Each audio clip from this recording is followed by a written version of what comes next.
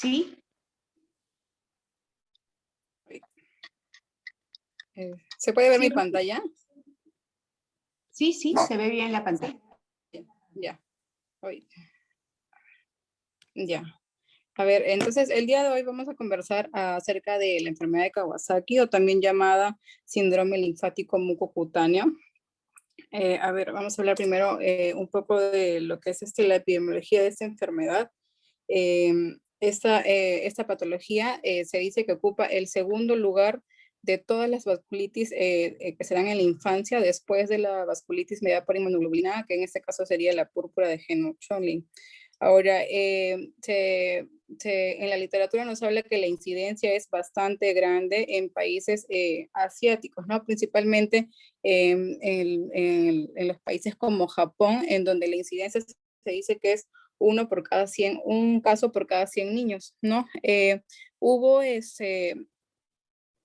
antes en Japón hubieron tres epidemias, ¿no? En el año 79, en el 82 y en el 86, en donde a pesar de esos 3 años que las epidemias fueron bastante grandes, actualmente la incidencia anual superan a esos 3 años, teniendo actualmente como incidencia anual en este país 330 casos de Kawasaki por cada 100.000 niños, ¿no?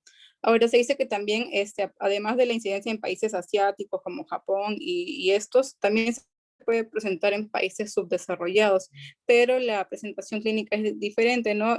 En los países asiáticos se habla más de enfermedad de Kawasaki completa, a diferencia de los países subdesarrollados donde se habla más de enfermedad de Kawasaki incompleta o atípica, ¿no? Ahora, hay que tener bastante en cuenta los signos clínicos y los síntomas de los cuales vamos a hablar más adelante, debido a que, bueno, se menciona que el diagnóstico podría ser un poco difícil en algunas áreas. Se menciona que podría ser difícil en áreas donde hay prevalencia de sarampión, por ejemplo. Bueno, en nuestro país no es el caso, ¿no? Pero puede ser difícil en algunos países donde las enfermedades exantemáticas pues son bastante similares a la presentación clínica de Kawasaki, ¿no? Vamos a mencionar más adelante cómo vamos a de repente poder diferenciar algunos signos que nos ayuden a diferenciar ello.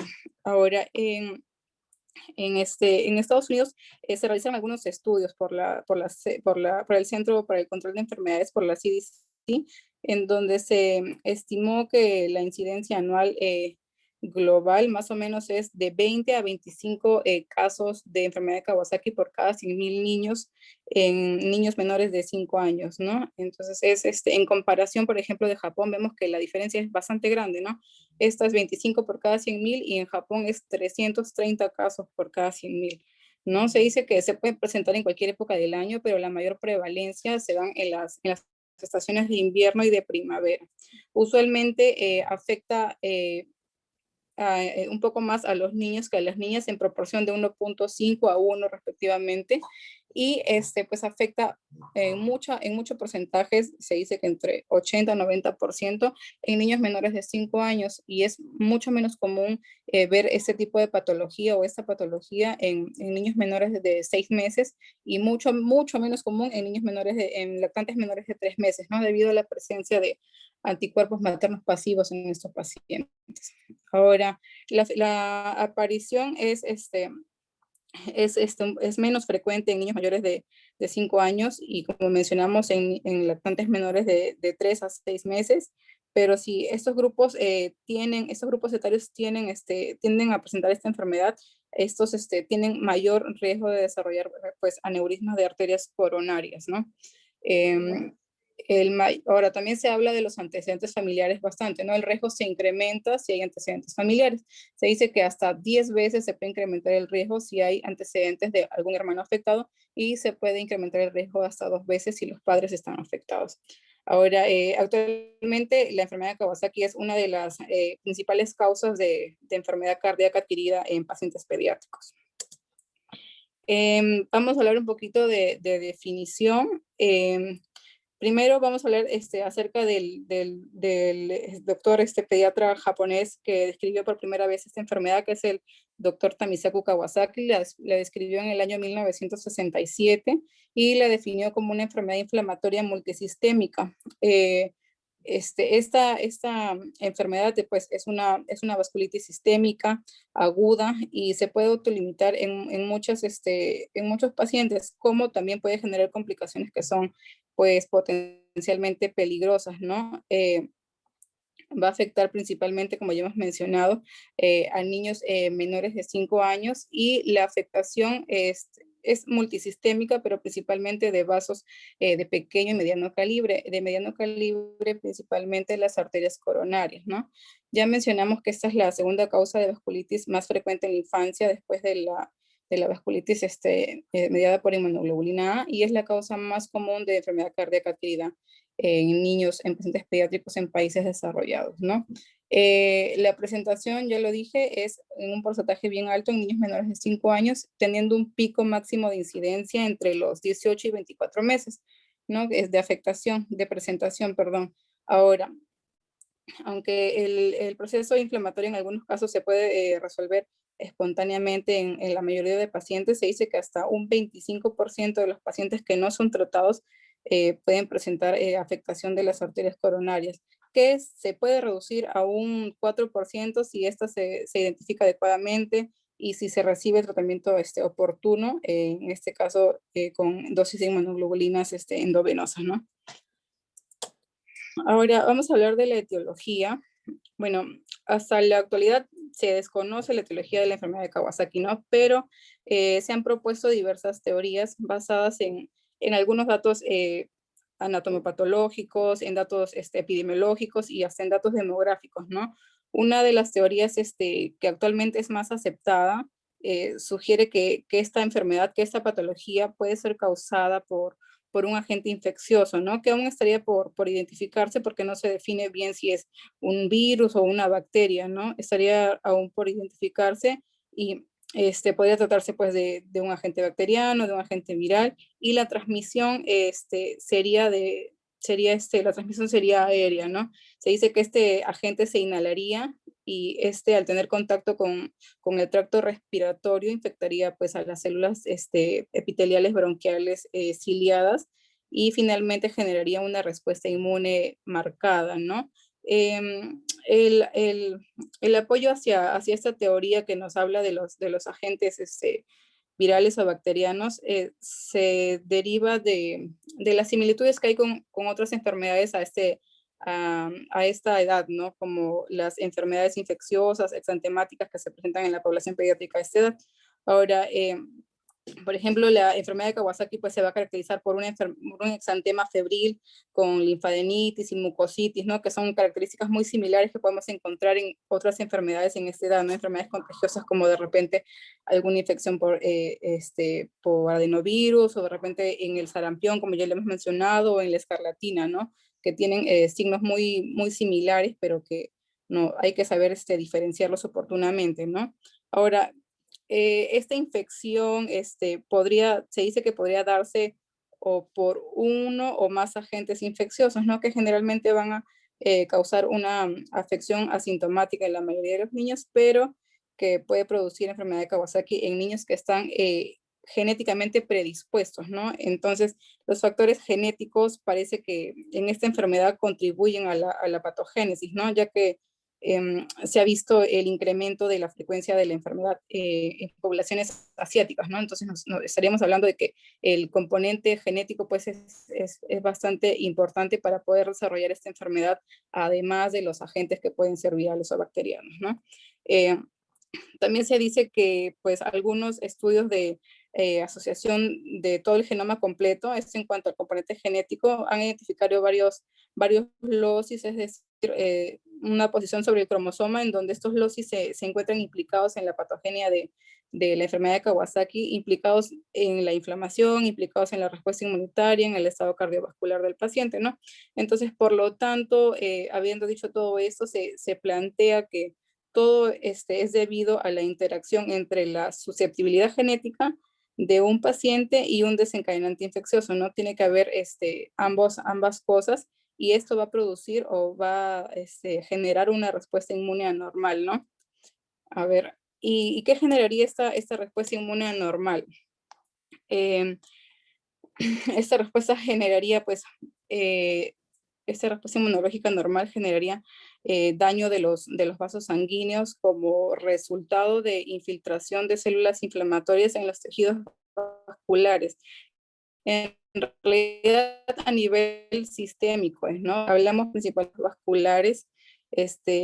Ahora, no se conoce el estímulo, infiltración, no hay nada muy claro acerca de ello, pero se dice que es más profundo o que tiene mucha más predilección por las arterias coronarias, ¿no? En cuanto a tejido vascular. Ahora, cuando ya hay afectación de los vasos sanguíneos, esta infiltración de las células inflamatorias lo que va a generar es destrucción no solo de las células endoteliales luminales, ¿no? Sino también va a generar destrucción de la lámina elástica que va a rodear el músculo liso del vaso y finalmente hasta puede generar destrucción del músculo liso cuando ya se habla de casos graves, ¿no? Este, si además de toda esta destrucción se afectan las fibras de elastina y colágeno, ya se perdería pues la integridad estructural de la pared del vaso, ¿no? De la pared arterial, generando o provocando así pues dilatación y formación de aneurismas, ¿no? Que sería una de las complicaciones de esta patología, ¿no?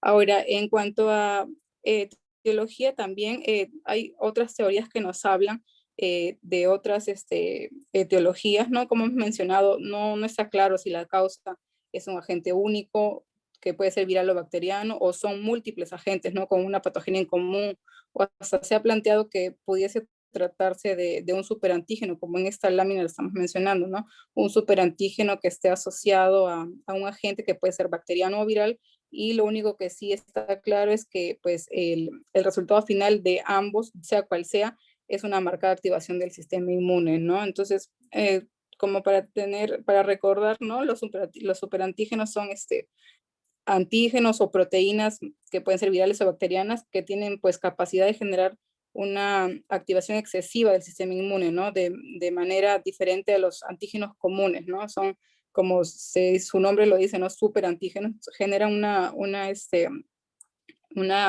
activación de las células T, lo que va a generar es activación y liberación masiva de citoquinas, ¿no? Esto produciendo afectación a nivel sistémico, ¿no? Estos superantígenos pueden desencadenar enfermedades desde leves, como conocemos, desde una intoxicación alimentaria o hasta enfermedades severas, como en este caso, ¿no? Que puede ser la enfermedad de Kawasaki o hemos visto también enfermedades como el síndrome de shock tóxico, ¿no? Se relaciona bastante con ello, con las exotoxinas. Entonces, bueno, es importante identificar esto para poder, pues, al final dar una utilización adecuada del tratamiento. Ahora, en cuanto a la hipótesis sobre la patogenia de esta enfermedad, se dice pues que el agente, como les mencioné, ingresaría por vía respiratoria, ¿no? Como se ve aquí, ingresaría por vía respiratoria y va a penetrar, como lo mencionamos aquí, al epitelio, bronquial ciliado, ¿no? Donde aquí es captado por el macrófago, también puede ser captado por el monocito, en este caso vemos en la figura el macrófago, el agente es captado por el macrófago, y lo que inicia la respuesta inmune innata, ¿no? Va a iniciar una respuesta inmune innata. Ahora, en el epitelio bronquial ya, lo que va a hacer el agente es desencadenar la producción de proteínas virales que se van a englobar dentro de los cuerpos de inclusión citoplasmáticos, como vemos acá las flechas en el lado de acá, vemos que ya están aquí en los cuerpos de inclusión citoplasmático, ¿no? Y que estos no van a ser reconocidos inicialmente por el sistema inmune, por lo que pueden permanecer así de forma persistente, ¿no? Además de esto, los macrófagos, además de permanecer en el epitelio bronquial, van a circular a través de la circulación sistémica para llegar hacia los vasos sanguíneos a este nivel, generando todo una infiltración inflamatoria que vamos a hablar más adelante, y también puede llegar hacia otros órganos como el páncreas, como las glándulas salivales, hasta se dice que hasta puede llegar hasta la próstata, ¿no? Como vemos aquí en la descripción de la figura. Ahora, la patología de esta enfermedad o la fisiopatología, a este nivel, ya a nivel de los vasos sanguíneos, como mencionamos, se va a caracterizar por un compromiso principalmente de arterias, de vasos medianos, ¿no? También hay afectación de vasos pequeños, pero principalmente de vasos medianos, con la inflamación de la túnica íntima y de la zona perivascular, que va evolucionar en 6 etapas, ¿no? Vamos a mencionar aquí primero 3. Durante la primera etapa lo que sucede es que hay bastante edema y proliferación y degeneración del endotelio, ¿no? Hay también edema del espacio subendotelial y puede haber aquí en esta etapa adherencia de fibrina y de plaquetas, ¿no? En la segunda etapa, lo que vamos a encontrar es una infiltración ya no solamente de una infiltración del subendotelio por células inflamatorias que van a generar más edema de lo que ya hay y van a generar destrucción de la lámina elástica del vaso, ¿no? El edema intenso, como se va incrementando, lo que va a conducir o lo que nos va a conllevar esa necrosis de la musculatura lisa media, ¿no? Generando así inflamación de la pared de la arteria y reducción del lumen, ¿no? Como vemos en la imagen, vemos que ya el lumen está bastante reducido y el flujo sanguíneo pues también se reduce, ¿no? Ahora, en la fase 3 lo que vamos a encontrar es ya una panarteritis necrosante. Ya aquí hay infiltración celular inflamatoria en todas las capas del vaso y va a haber degeneración y necrosis de la pared vascular. Y aquí ya es donde hay desestructuración o fragmentación de las láminas elástica interna y externa que rodean el músculo, ¿no? En la cuarta fase, ya aquí hay proliferación celular de los miocitos, ¿no? De los miocitos, de la íntima y en la media, lo que van a generar desesteración de la luz, ¿no? Como vemos aquí en la tercera imagen, ya hay obliteración de la luz de la arteria y ya no hay presencia de flujo sanguíneo en el interior, ¿no? También vemos que se va a empezar a fibrosar la íntima y la media, la pared se engrosa, en casos severos, como estamos mencionando, ocurre obstrucción o estenosis de lumen, ¿no? Y por último, en la última etapa, ya luego de la fibrosis, ya hay formación del aneurisma, ¿no? Donde vemos que las láminas elásticas internas y externas se estrechan y fragmentan, lo que va a conducir pues a la dilatación y la formación la dilatación del vaso y la formación del aneurisma, ¿no? Aquí ya son indistinguibles las capas del vaso y se pueden hasta formar trombos debido a que el flujo que era inicialmente circulaba hacia esta dirección, y aquí se hace turbulento, ¿no? Y puede generar trombos. Ahora, en esta imagen lo que vemos es, como habíamos explicado, la formación de los aneurismas se va a explicar por el paso del agente que se encuentra en el espacio o en el intravascular, que sería este de aquí, ¿no? Y va a ser transportado, como hemos mencionado, por el macrófago, por los monocitos, hacia el extracelular, ¿no? Entonces, en el interior, como hemos mencionado, de un monocito o de un macrófago, ¿no? Dando este transporte inicio a un fenómeno inflamatorio que va a generar pues agregación plaquetaria, como vemos en la imagen de acá, agregación plaquetaria que puede generar trombos, puede haber liberación de metaloproteinasas de la matriz que van a alterar la lámina elástica, toda la estructura del vaso se va a alterar, generando pues dilatación y la complicación que es más frecuente en esta patología, que es el aneurisma, ¿no?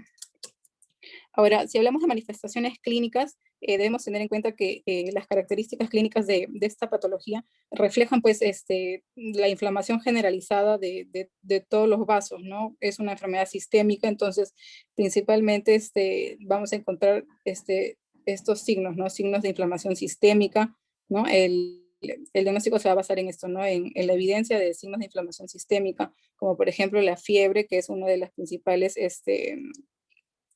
manifestaciones, y pues se va a asociar signos de inflamación mucocutánea, ¿no? Como vamos a ver más adelante, como la conjuntivitis, el eritema de los labios, la mucositis, ¿no? La erupción la erupción o los cambios en las extremidades y la linfadenopatía que vamos a mencionar más adelante, ¿no? Siempre o usualmente se desarrollan típicamente todos estos síntomas después de haber tenido un episodio inespecífico de síntomas respiratorios o de síntomas gastrointestinales, ¿no? Estos síntomas que vamos a mencionar a continuación no siempre se van a encontrar pues todos al mismo tiempo, ¿no? No va a llegar el paciente a la emergencia y vamos a encontrar que tiene todos los criterios clásicos o característicos de la patología, ¿no? No necesariamente van a estar presentes juntos y no existe pues un orden típico de aparición, ¿no? Pueden estar, por eso es necesario la anamnesis, ¿no? Para tratar de indagar acerca de la presentación. Vamos a hablar de los signos y síntomas,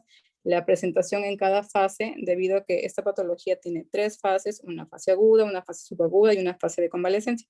Vamos a identificar en qué fase se presenta cada uno y vamos a ver un cuadrito más adelante.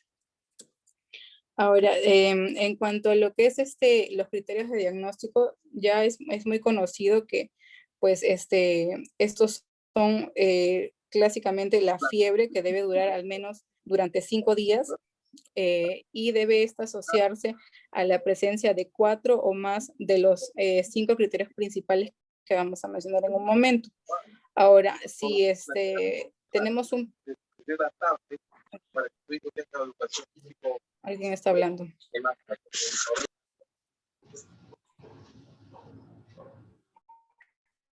¿Me escuchan?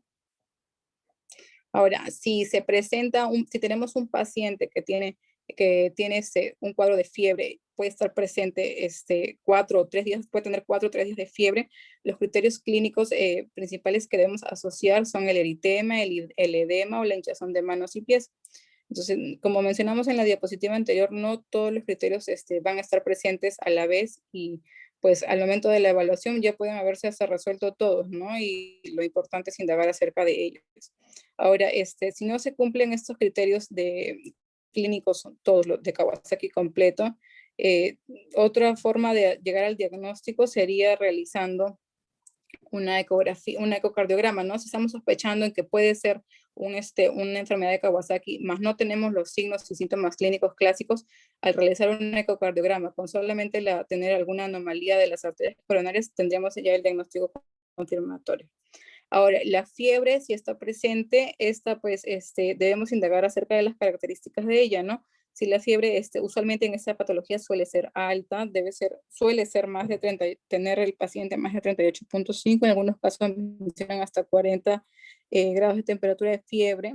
Esta no remite con los antipiréticos y no hay respuesta a la cobertura antibiótica, ¿no? A veces llega el paciente con 2 o 3 días de fiebre a la emergencia y se le administra un antibiótico y pues si se tratase de otra enfermedad que no es Kawasaki hay respuesta usualmente, ¿no? Pero si vemos que el paciente regresa a la emergencia, tiene más de 5 días de fiebre y no hay respuesta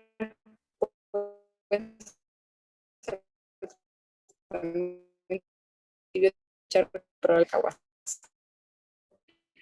Como hemos mencionado, debe tener fobias sin de la fiebre asociada con al menos 4 de los 5 criterios, ¿no? Que estos criterios son la inyección conjuntival vulvar bilateral, los cambios de la membrana mucosa oral, de la faringe o de la lengua, los cambios que pueden haber en las extremidades periféricas, la erupción polimorfa y la linfadenopatía cervical.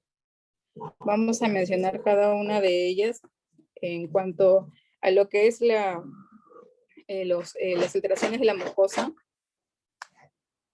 Las alteraciones de la mucosa, aquí se encuentran afectados los labios, la lengua y la faringe, ¿no? Vamos a encontrar que el paciente tiene una mucositis que se hace evidente a medida que avanza la enfermedad, ¿no? Vamos a ver que el paciente tiene los labios rojos, agrietados, eritematosos, en algunos casos con fisuras, ¿no? También hay presencia o eritema en la lengua, ¿no? La clásica lengua en fresa, que son características de esta patología. Ahora,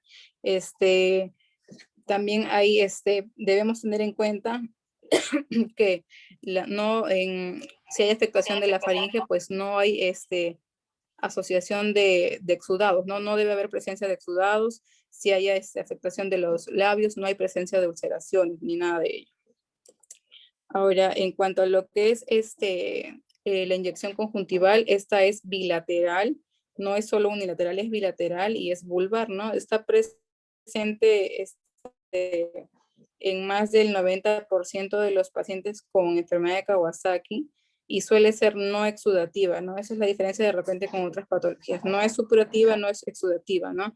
Esta es una inyección que predominantemente es vulvar y generalmente va a comenzar a los pocos días de haber iniciado la fiebre, ¿no? Entonces podemos de repente relacionarla con ello, ¿no? Y de manera más característica esta inyección a comparación de otras, no afecta el limbo, ¿no? El limbo esclerocorneal que vemos aquí alrededor aquí vemos que este espacio no se encuentra no afectado por la inyección. Ahora, los niños que tienen este tipo de afección, además, de repente preguntándoles, también están frecuentemente fotofóbicos, ¿no? Es una de las características. También es importante, de repente, si estamos sospechando en Kawasaki, que lo evalúe, no sé, el oftalmólogo para descartar que tenga alguna otra afectación como la uveitis, que se desarrolla, se dice, en aproximadamente un 70% de los casos de niños con Kawasaki, ¿no? Si lo evalúa el oftalmólogo y hay presencia de uveitis, entonces el diagnóstico se hace mucho más cercano a Kawasaki, ¿no? Ya que se observa con bastante frecuencia en esta patología que en otras patologías similares. Ahora, en cuanto a los criterios clínicos principales, también tenemos al exantema maculopapular o eritrodermia difusa, ¿no? La erupción la manifestación cutánea en esta patología es la más frecuente. Estas son polimorfas, ¿no? El exantema va a iniciar durante los primeros días de la enfermedad, ¿no? Por lo general inicia como un eritema, como una descamación, se dice bastante a nivel perineal, ¿no? Y va a ser seguida de lesiones cutáneas maculares que se dan a nivel del tronco y de las extremidades, ¿no? Por lo general aquí no se van a observar lesiones vesiculares, no va a haber ampollas, no hay petequias, no hay costras, ¿no? Entonces, para poder de repente diferenciarlo de otras patologías, ¿no? Ahora, encontré acerca de una afectación dérmica en cuanto a pacientes que pueden presentar formación de costras o enrojecimiento o eritema en el lugar de la inoculación de la vacuna de la BCG, ¿no? Se dice que si hay presencia de este hallazgo, pues sería uno de los hallazgos más útiles para poder aumentar nuestro nivel de sospecha, ¿no? Ante esta patología. Sobre todo en países donde se administra de forma rutinaria, ¿no? Como el nuestro. Si tenemos, también vamos a tener esta afectación, como dentro de los criterios clínicos, la linfadenopatía. Esta es cervical, es una de las características menos comunes, menos frecuentes en esta patología y en algunos casos puede hasta estar ausente, ¿no? Ahora, si se presenta, usualmente esta es unilateral, se encuentra a nivel cervical anterior y usualmente puede medir mayor o igual a 1.5 centímetros de diámetro, ¿no? Dentro de las características es que esta no es supurativa y bueno, se puede asociar sí a edema retrofaringeo o parafaringeo, ¿no? Como mencioné, es una de las características menos comunes. Y bueno, dentro de lo que es los cambios en las extremidades, estos cambios en las extremidades son generalmente ya la última manifestación a aparecer, ¿no? Se dan inicialmente, el eritema sí se va a dar en la fase aguda, pero lo que es la descamación se va a dar ya en la fase subaguda, ¿no? Vamos a hablar más adelante de los tiempos de ambas, de las tres fases, ¿no? Los niños en esta etapa de la enfermedad suelen desarrollar un edema indurado en el dorso de las manos, en el dorso de los pies, y puede haber presencia de un eritema difuso también en las palmas de las manos y en las plantas de los pies. Entonces, ya cuando ya nos encontramos en la fase de convalescencia, se va a caracterizar, estos cambios se van a caracterizar por una descamación bastante grande. Inicialmente comienza en la región periungual de las manos y los pies y luego se va a ir extendiendo, como vemos en las imágenes, por ejemplo, acá o acá, ¿no? Se van extendiendo. Ahora también se habla bastante de la presencia de, de estas líneas transversales en las uñas, como signo dentro de lo que es la enfermedad de Kawasaki. No es patognomónico, pero puede asociarse en los cambios ungueales, ¿no? Se llaman las líneas de Biot y se presentan todavía ya en la fase de convalecencia, como le mencioné, ¿no? Que es aproximadamente luego de haber iniciado la enfermedad al primero o segundo mes. Ahora, aparte de los criterios clínicos principales que hemos mencionado, que son 5 asociados a la fiebre, también debemos tener en cuenta que podemos tener síntomas asociados que son frecuentes previos al diagnóstico de la enfermedad, ¿no? Se dice que unos 10 días antes del diagnóstico pueden presentarse, ¿no? Y son síntomas, pues, variables, como pueden ser síntomas digestivos. Podemos encontrar un paciente que antes de todos los síntomas clásicos tuvo vómitos, diarrea, dolor abdominal o síntomas respiratorios, ¿no? Los clásicos síntomas respiratorios como pródromos, que en algunos casos se puede encontrar hasta derrames o infiltrados intersticiales en una radiografía, ¿no? Debemos valorar bastante el estado de conciencia en el paciente también. Si se trata de un lactante, pues vamos a valorar cuán irritable está y, bueno, también si está letárgico o no en un niño un poco más grande, ¿no?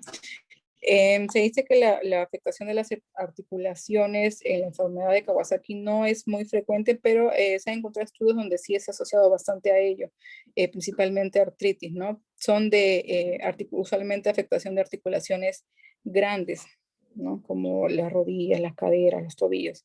Ahora, ¿qué síntomas podemos tener que nos alejen más de la patología, ¿no? Por ejemplo, que son síntomas menos compatibles, ¿no? Como la conjuntivitis, como hemos mencionado, si es exudativa, alejamos más el diagnóstico de Kawasaki. Si la faringitis está presente y es exudativa, de la misma forma. Ahora, si encontramos linfadenopatía, si esta es generalizada, tampoco la vamos a asociar a Kawasaki. Las lesiones orales aisladas tampoco se asocian a esta patología. Los exantemas pueden estar presentes, pero hemos mencionado que no hay ampollas, no hay pústulas, no hay vesículas. Entonces, estos síntomas son los que nos alejarían más de la enfermedad de Kawasaki, ¿no? Vamos a hablar también más adelante de los diagnósticos diferenciales. Ahora, si vamos a hablar de hallazgos cardiovasculares o de afectación cardíaca, que es la afectación más importante o más resaltante en esta patología. Bueno, esta afectación no son parte de los criterios de diagnóstico de la enfermedad de Kawasaki, ¿no? Pero apoyan bastante en el diagnóstico, ya que la mayoría de las condiciones o de patologías que imitan o se asemejan a la enfermedad de Kawasaki, pues no van a implicar la afectación cardíaca, ¿no? Entonces, estas manifestaciones cardíacas son diversas, ¿no? Y depende de las fases. Las manifestaciones cardíacas durante la primera semana o durante la fase aguda, durante los primeros 10 días de la enfermedad, pueden incluir desde taquicardia que no se asocia a la fiebre, ¿no? O sea, desproporcionada respecto a la fiebre, puede haber presencia de ruidos de galope también, ¿no? Estos hallazgos al examen físico nos podrían hacer pensar que se trata ya de una miocarditis linfocítica que se presenta durante la fase aguda, ¿no? Puede haber, si se hace un ecocardiograma durante la fase aguda, que sería lo ideal, se puede encontrar disminución de la función sistólica ventricular izquierda, ¿no? Que si esta sigue progresando, esta enfermedad sigue progresando y de repente no recibe tratamiento adecuado, puede incrementar esta disfunción ventricular y puede generar un síndrome de insuficiencia circulatoria aguda, ¿no? Ahora, dentro de la fase subaguda, como ya hemos mencionado, la afectación cardíaca más común son los aneurismas coronarios, ¿no? Ahora también puede haber, en la fase aguda también puede haber pericarditis, puede asociarse derrame pericárdico, ¿no? Por eso es bien importante hacer un diagnóstico oportuno para dar un tratamiento precoz y pues valorar o asociar los exámenes de imagen como el ecocardiograma para valorar inicialmente cómo es el paciente y así puede hacer un seguimiento adecuado, ¿no? Entonces comentábamos acerca de las fases. Hay 3 fases: la fase aguda o febril, la fase subaguda y la de convalescencia, ¿no? La fase aguda es la que dura desde que inicia la enfermedad y va a durar aproximadamente 1 a 2 semanas o 10 a 14 días, ¿no? Y pues aquí vamos a encontrar signos de enfermedad aguda, el que ya los hemos mencionado, asociados a fiebre, ¿no? En la fase subaguda, que es a partir de la segunda semana, se dice que puede durar 1 hasta 2 meses, en algunas literaturas dice que pueden durar varios meses, ¿no? Aquí ya es donde encontramos la presencia de los aneurismas coronarios y aquí es donde hay mayor riesgo de muerte súbita en el paciente, ¿no? Y en la fase de convalescencia ya esta se va a iniciar cuando los signos clínicos ya han desaparecido y la BCG continúa siendo, vuelve a la normalidad, ¿no? Y esta se va a presentar después de las 8 semanas de haberse iniciado el cuadro y puede durar meses, en algunos casos hasta años. Entonces, este es el cuadrito de las manifestaciones clínicas de la enfermedad, de cómo la evolución clínica de la enfermedad, ¿no? Encontramos la fase aguda y principalmente, luego la subaguda y la fase de convalescencia. Si hablamos de la fiebre, como mencionamos, esa se presenta bastante o predominantemente en la fase aguda, puede continuar durante la fase subaguda y vemos que va ya hacia la fase de convalescencia, pues no se va a encontrar presente, ¿no? La artritis no es uno de los criterios de clínicos, no se encuentra dentro de los criterios clínicos diagnósticos, pero si se presenta la podemos encontrar al terminar la fase aguda e iniciando la fase subaguda. La afectación cardiovascular, mencionamos hace un momento la miocarditis, que se va a encontrar en la fase aguda, y los aneurismas ya en la fase subaguda, ¿no? Para tener relación.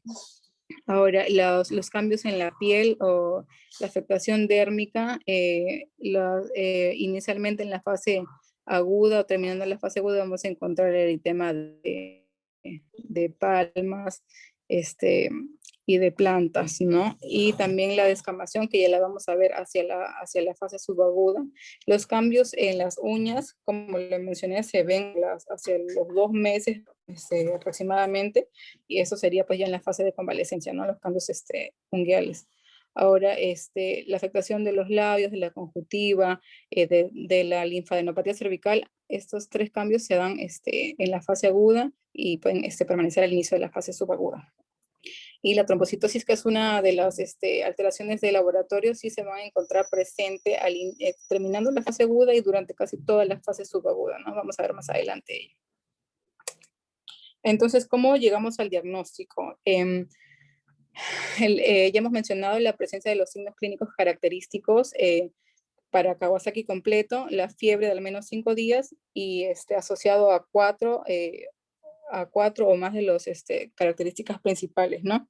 Si hablamos de Kawasaki incompleta, si tenemos un paciente de cualquier edad que tiene fiebre de más de 5 días, pero no cumple los 4 criterios, cumple solo 2 o 3 criterios, pero a los cuales encontramos dentro de ellos el eritema, el edema o la hinchazón de manos y pies, podemos pensar en Kawasaki incompleto. O si tenemos un paciente, un lactante de menos de 6 meses con un tiempo de enfermedad con fiebre de más de 7 días, podemos hablar de repente también de Kawasaki incompleto, incluso si no tienen ningún signo clínico evidente de esta patología. Ahora, las pruebas de laboratorio, bueno, no hay ninguna prueba pues que nos indique, que nos diga sí, con esta prueba vamos a tener el diagnóstico certero de Kawasaki, ¿no? Pero nos pueden ayudar bastante, ¿no? Dentro de ello, como enfermedad inflamatoria sistémica, vamos a tener pues la elevación de los reactantes de fase aguda, ¿no? Vamos a encontrar en el hemograma un paciente con leucocitosis, al cual se le asocia desviación izquierda, asociado a linfopenia, la trombocitosis, que es uno de los más llamativos o más relacionados, que suele ser reactiva y se va a presentar recién al 7º día de haber iniciado la enfermedad. Si hay presencia de anemia, esta puede presentarse a las 2 semanas, y si está presente, esta va a ser normocítica, normocrómica, ¿no? También vamos a encontrar los valores de ferritina alterados como reactante de fase aguda, ¿no? Si tenemos si se le puede tomar una muestra de orina limpia, vamos a encontrar que hay piuria estéril, Ahora también pueden haber elevación de transaminasas en esta patología. Se puede asociar hipoalbuminemia, es por eso que debemos solicitar los exámenes completos, ¿no? Hemograma completo, función hepática, reactantes de fase aguda como PCR, BCG, examen de orina, ¿no? También se estudia el líquido cefalorraquídeo. Si esto se llega a lograr, vamos a encontrar pleocitosis a predominio mononuclear, no hay hipoglucorraquia ni elevación de proteínas. Además, el perfil lipídico también se va a ver alterado. Si hay alguna alteración electrolítica, la principal es la hiponatremia, que nos puede eh, conllevar a, a generar un aneurisma, ¿no? Y también se pueden asociar pruebas virales, ¿no? Para tratar de determinar de repente cuál es el virus o bacteria que nos puede estar generando esta patología en un paciente que está predispuesto, genéticamente predispuesto, ¿no? Ahora, si hablamos de imágenes, la principal imagen que debemos considerar es el ecocardiograma, ¿no? Para el diagnóstico y para el seguimiento, ¿no? A todos los pacientes que tienen sospecha de enfermedad de Kawasaki, ¿no? Esto nos va a ayudar a valorar el diámetro inicial de la arteria coronaria para poder identificar el riesgo, si tiene riesgo, ¿no? De desarrollar algún aneurisma. Ahora, debe tomarse en cuenta, según la evolución clínica, que al inicio pues no vamos a encontrar aneurismas, ¿no? Eso se va a presentar en la fase subaguda, que es luego de las 2 semanas todavía. Entonces, el ecocardiograma, el primer ecocardiograma que debemos tomar es siempre al momento del diagnóstico o al momento de la sospecha, ¿no? Porque hemos visto que puede solamente el paciente no tener fiebre y no tener ningún síntoma, ningún criterio principal asociado, y con el ecocardiograma que nos evidencia una alteración en las arterias coronarias, simplemente con eso dar el diagnóstico, ¿no? Es por eso que es importante hacer el primer ecocardiograma al momento del diagnóstico. El segundo ecocardiograma se debe hacer a la segunda o tercera semana para valorar el diámetro, ¿no? De la arteria coronaria. Si esto es normal, el tercer ecocardiograma se debe hacer entre la sexta y octava semana. Pero si los resultados en la segunda ecocardio hay alguna alteración o algo que nos llama la atención, pues serán ecocardiogramas más frecuentes, ¿no?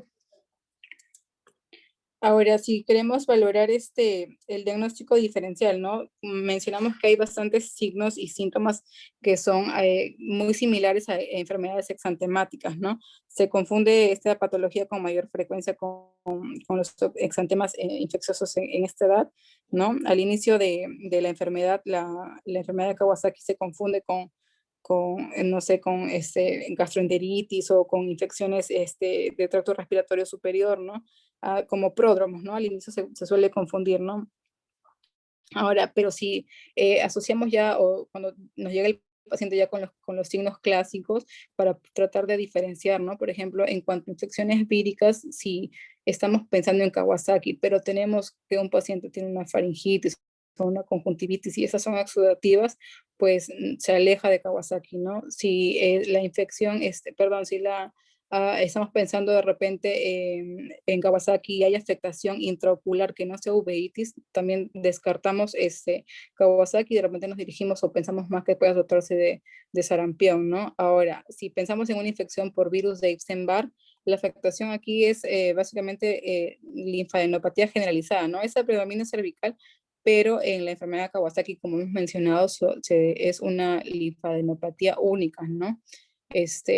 No generalizada. Ahora, si hablamos de infecciones bacterianas, mencionamos que la fiebre en estos pacientes no responde a antipiréticos, no responde a tratamiento antibiótico, entonces ese sería nuestro apoyo, ¿no? Si encontramos un paciente que viene con fiebre y hay respuesta al tratamiento antibiótico no sé, un paciente con lengua en fresa, podríamos pensar ya en escarlatina, más no en enfermedad de Kawasaki, ¿no?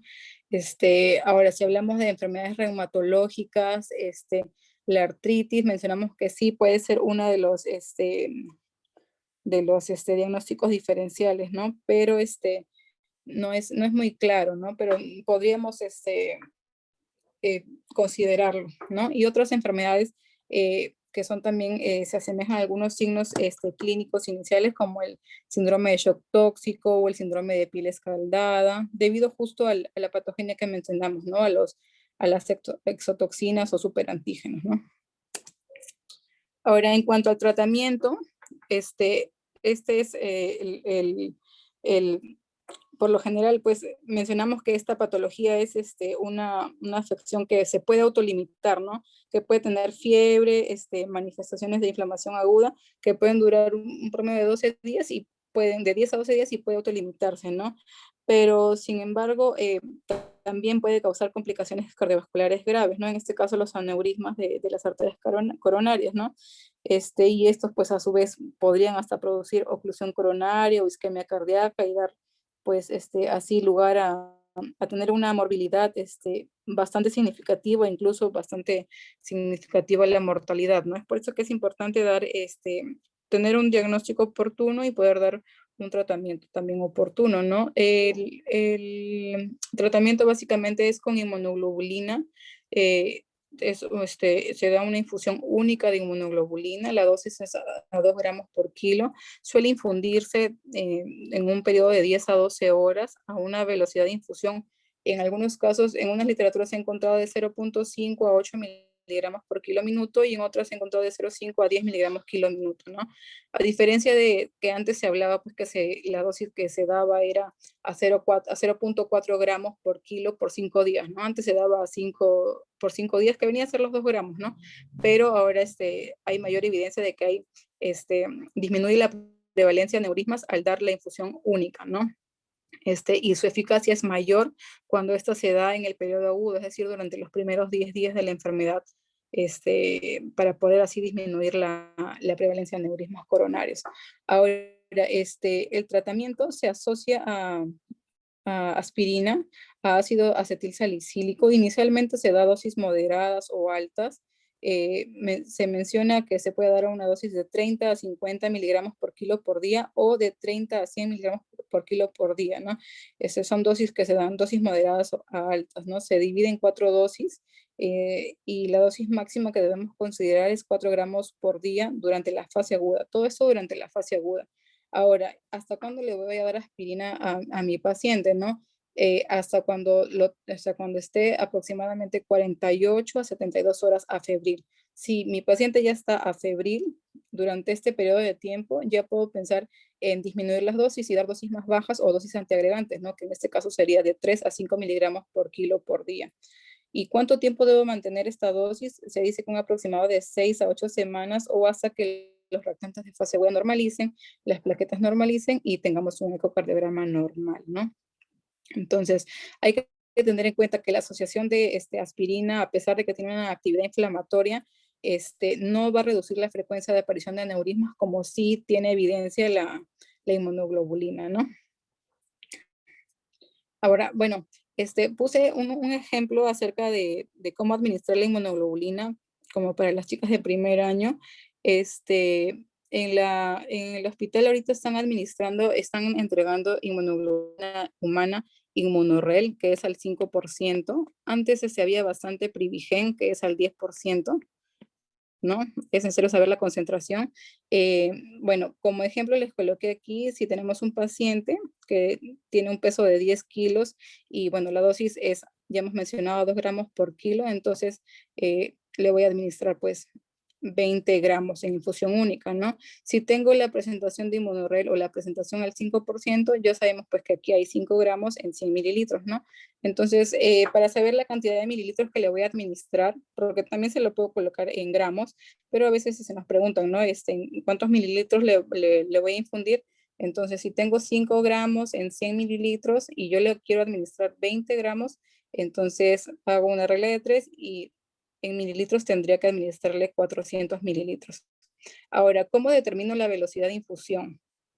Hemos mencionado que puede ser de 0,5 a 8 miligramos, o en algunos casos hasta 10 miligramos por kilo minuto, ¿no? Si yo decido administrar o dar una infusión a 4 miligramos por kilo minuto, bueno, aquí solamente reemplazaría, ¿no? Le voy a dar 4 miligramos por kilo. Mi paciente pesa 10 kilos, entonces le voy a dar 40 miligramos en un minuto.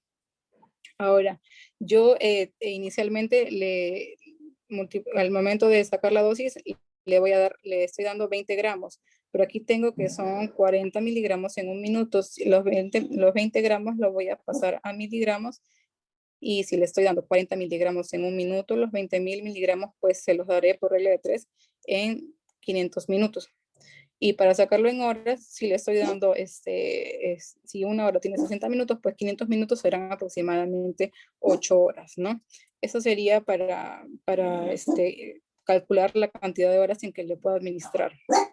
Ahora, si yo encuentro en mi RP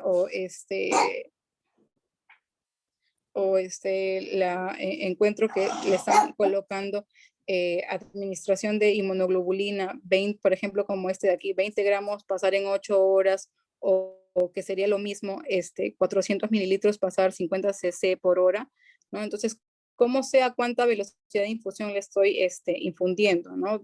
A veces eso nos han preguntado, ¿no? Entonces, tengo el mismo ejemplo anterior, con el niño de 10 kilos, le estoy administrando a 8 horas, que sería en minutos 480 minutos. Entonces solamente reemplazo mi fórmula, que es miligramos por kilo minuto, donde lo que quiero saber es X, ¿no? ¿Cuántos miligramos le estoy administrando por kilo por minuto? Entonces, ¿cuántos miligramos le estoy administrando? Sería X, 10 sería el peso del paciente, que es esto de acá, y le estoy administrando cuántos minutos en 480 minutos, ¿no? ¿Cuánto le estoy administrando? 2 gramos o 20 miligramos. Entonces hago una regla de 3 y tendría que mi velocidad de infusión sería 4.1 miligramos por kilo minuto, ¿no? Para más o menos que puedan, a veces nos han preguntado y para saber cómo sacar la velocidad de infusión. Ahora, además de la inmunoglobulina endovenosa, podemos tener otros tratamientos adyuvantes asociados a inmunoglobulina y aspirina, que como son el uso de corticoides, ¿no?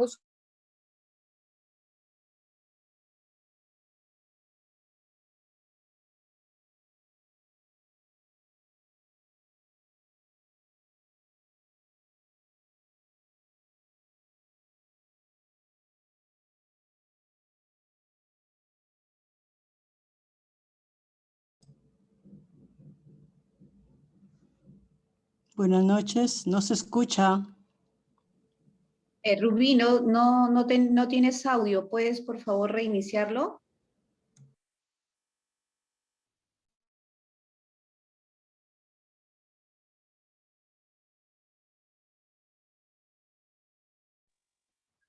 Doctora, buenas noches. Voy a tratar de comunicarme con ella. De repente no nos escucha.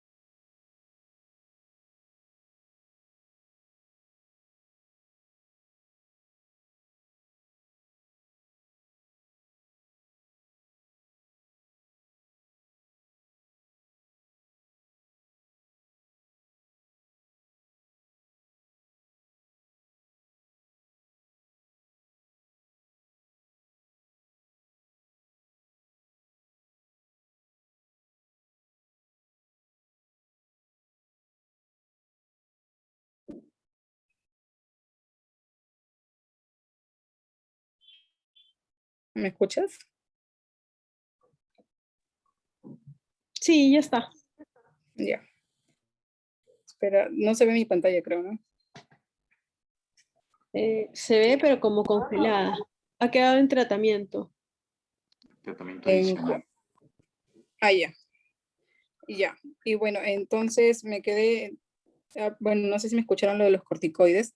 A ver, lo vuelvo a mencionar. Se puede Bueno, ya no asociar los se- corticoides. Rubí, disculpa. Ya no se ve la pantalla. No sé si alguien más la ve. ¿Nada? No, no Sí, se ve. Voy a ver. Espérame. Ya, voy a compartir otra vez. A ver, me avisas, Maki, si se ve. Sí, sí. ¿Ahí se ve? Sí. Está.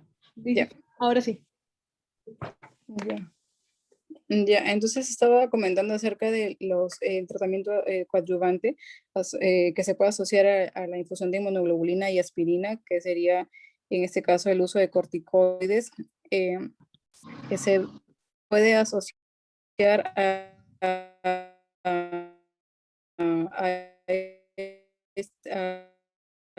la inmunoglobulina y la aspirina.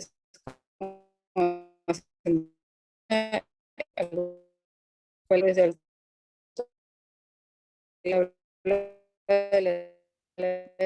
Rubí, perdón. No, no te escucho, te escucho entrecortado. No sé si todos los demás. de los corticoides.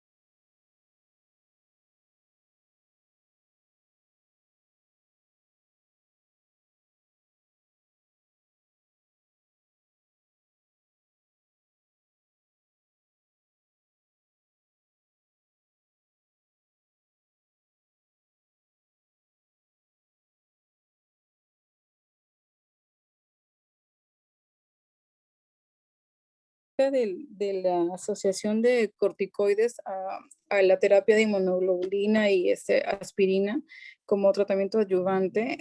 Este se suele asociar cuando hablamos de pacientes que tienen, que son refractarios o que tienen resistencia a la inmunoglobulina, o en pacientes que tienen ascendencia japonesa, que tienen pues scores de alto riesgo. Uno de ellos, de los que se menciona, es el score de Kobayashi, que es un score que nos determina si el paciente es resistente pues a la inmunoglobulina, ¿no? Si este es mayor de 5 puntos, pues se habla de que se debería iniciar un tratamiento con corticoides, además de la inmunoglobulina y la aspirina, ¿no? Si pensamos en administrar corticoides, podemos iniciar prednisolona o prednisona por un espacio, una terapia aproximadamente de 15 días. Durante los primeros 5 días administraríamos 2 miligramos por kilo.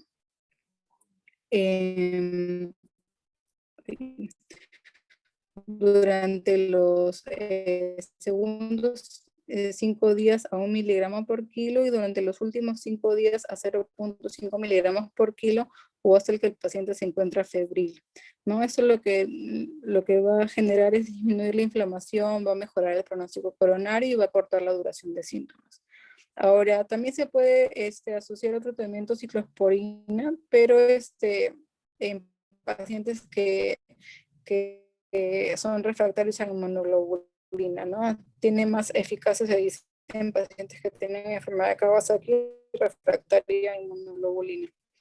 Todos estos, todo este tratamiento, ciclosporina, se pueden dar, en este caso, como el infliximab, ¿no? Debido a que, pues, se habla de que no mejora el pronóstico coronario, ¿no? En comparación de la inmunoglobulina. Se puede, sí ayuda a disminuir la inflamación, no suprime la vasculitis, puede disminuir también el tiempo de hospitalización y la fiebre, pero no la afectación cardíaca, ¿no? Entonces, como tratamiento inicial no se recomienda. Y también podemos pensar en dar plasmaféresis en pacientes que que son casos severos, ¿no?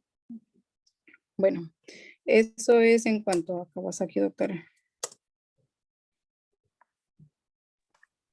Muy bien, Rubí, quiero felicitarte. Has hecho una revisión bastante extensa, bastante precisa y también bastante concreta en el tema de la terapia, que es muy importante que todos lo manejemos, ¿no? Y iniciar y poder reconocer tempranamente la enfermedad para prevenir diferentes complicaciones. No sé si alguien de nuestro grupo desee hacer alguna pregunta, preguntar a Rubí.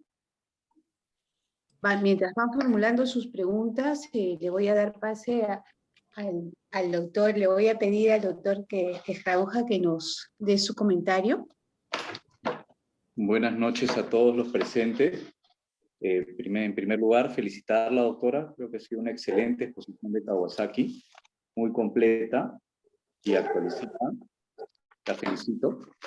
Y bueno, Gracias.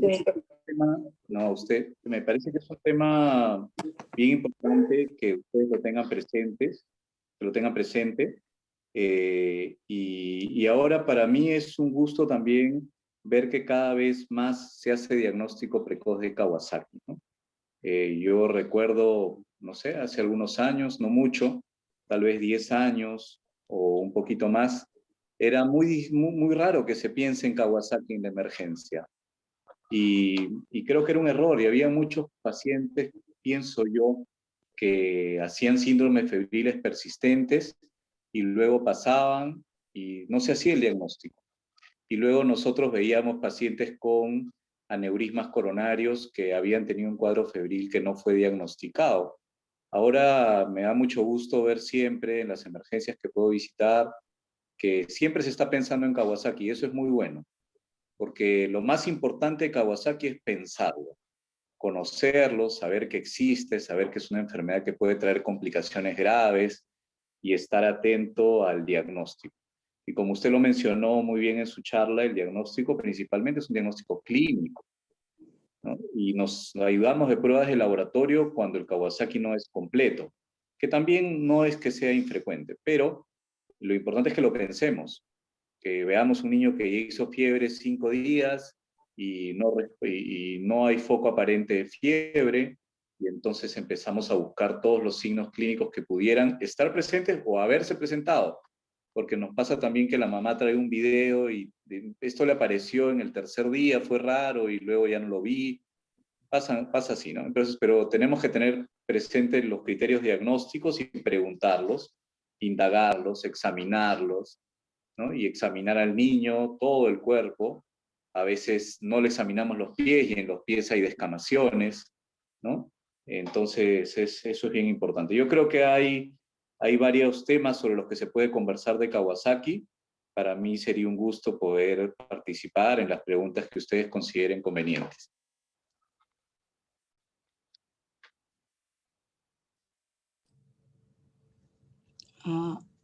Buenas noches a todos.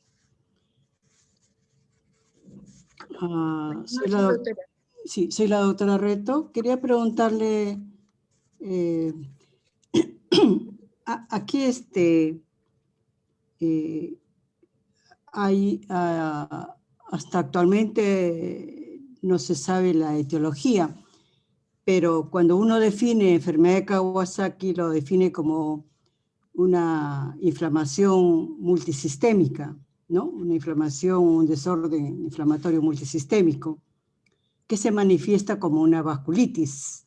Esa es la definición de Kawasaki. Si uno arranca de esa definición y uno habla de etiología, pues no se sabe la etiología, o sea, no se sabe qué es lo que provoca o causa Kawasaki. Se ha hablado mucho de genética. Sí, claro, se habla de genética porque la incidencia en asiáticos es alta, pero ni siquiera el score de Kobayashi, que es para los Kawasaki, que es para los japoneses, no se puede aplicar porque en otros pacientes no ayuda. Entonces, cuando uno habla de etiología, uno no puede plantear un agente infeccioso, puesto que en contra de esa hipótesis es que no se presentan muchos casos dentro de una familia, y peor, no hay un brote de Kawasaki en unas guarderías, ¿no? Entonces, el agente infeccioso es bien cuestionable. Lo que sí es definitivo, y como mencionó la doctora, es la vasculitis y todas las etapas que presenta esta enfermedad para producir los aneurismas, comenzando con los faculares, los fusiformes y después la estenosis, ¿no? Y de ahí la patología. Por eso es que mi pregunta era, ¿cuán válido es arrancar de un fenómeno inmunológico cuando lo que define Kawasaki es una enfermedad inflamatoria? La otra cosa es que incluso cuando uno ve el tratamiento de estos pacientes, no se sabe cómo es que actúa la inmunoglobulina endovenosa. Claro que mejora a los niños, porque si uno le da tratamiento con inmunoglobulina, la incidencia de enfermedad de arteria coronaria baja hasta el 4%. Entonces, claro que funciona, pero ¿cómo es que funciona? No se sabe. Entonces, por eso es que pensar en un agente infeccioso en esta enfermedad, por lo menos hasta ahora no hay nada definido. Menos pensar en un problema viral o bacteriano. La otra es que es tan importante, como el doctor mencionó, es los Kawasaki incompleto, que es lo más frecuente. Pero cuando uno habla de Kawasaki incompleto, no solo se refiere a clínica, ¿no?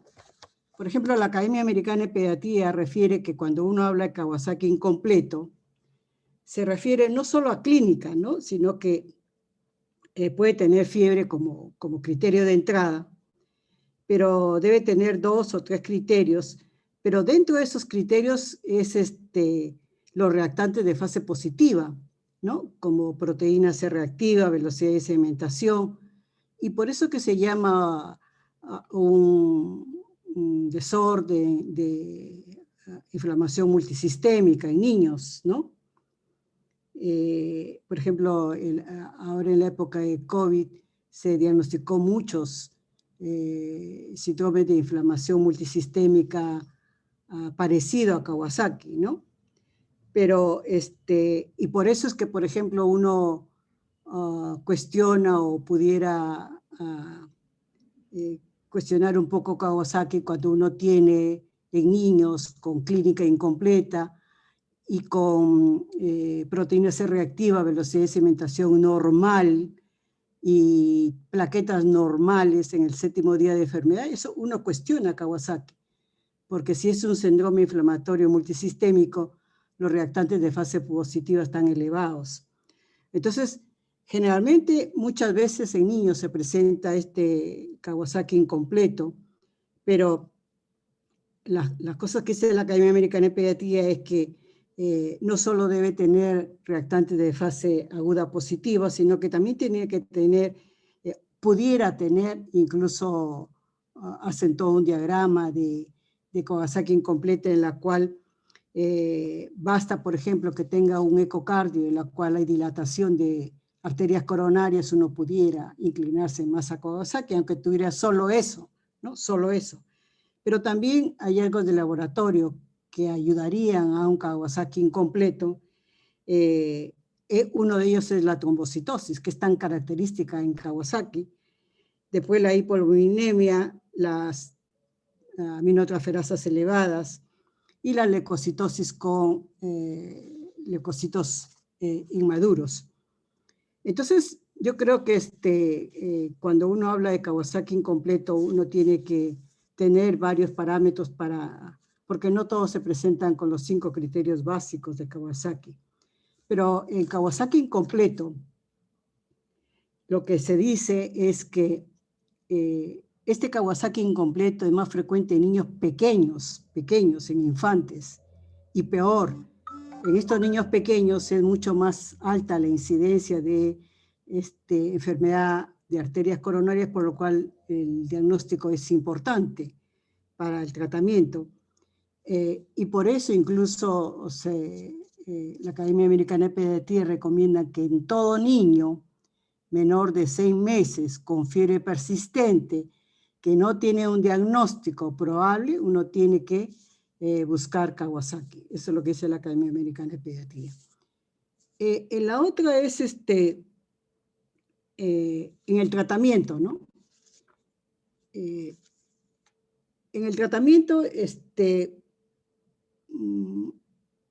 el clásico o lo que sí está estandarizado es inmunoglobulinas y aspirina, y uno termina con la aspirina siempre y cuando el ecocardiograma sea normal.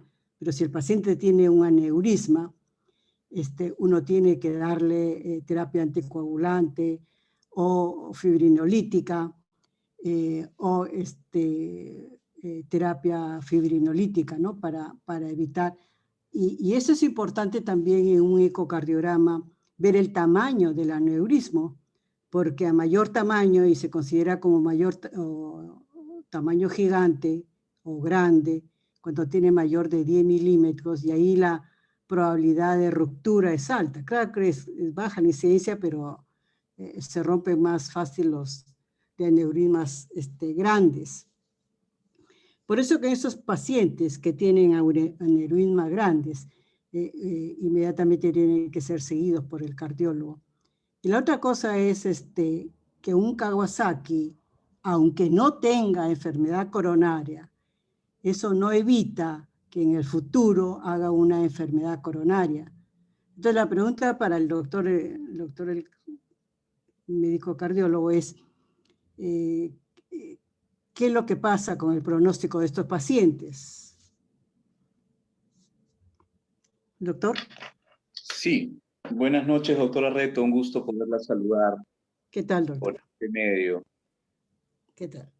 Bueno, sí, muy interesante todo lo que usted ha comentado. Estoy de acuerdo en la mayoría de sus apreciaciones. Por ejemplo, el score de Kobayashi, estoy de acuerdo que no se puede aplicar en nuestro medio. Usted conversó también del Kawasaki incompleto. Yo creo que ese es un tema bien importante porque, como dijo usted, la mayoría de las veces no encontramos todos los criterios, pero encontramos algunos de ellos.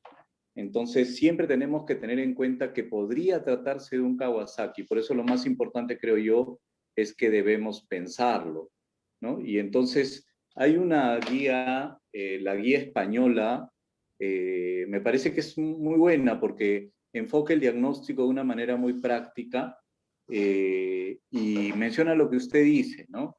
Esa guía es del año 2020, o sea que es reciente y me parece que es bien práctica. Entonces, ellos se enfocan el Kawasaki incompleto, como dice usted, si no cumple dos o más, no cumple los 4 criterios, si tiene 2 o 3 criterios, entonces van a la analítica y a reactantes de fase aguda, ¿no? Pero incluso en los niños que son pequeños, que son menores de 12 meses, sin ningún criterio clínico, ellos pueden pensar directamente en el... Ahí está, están compartiendo la pantalla, excelente. Justamente eso es lo que estaba conversando, no todos lo pueden ver.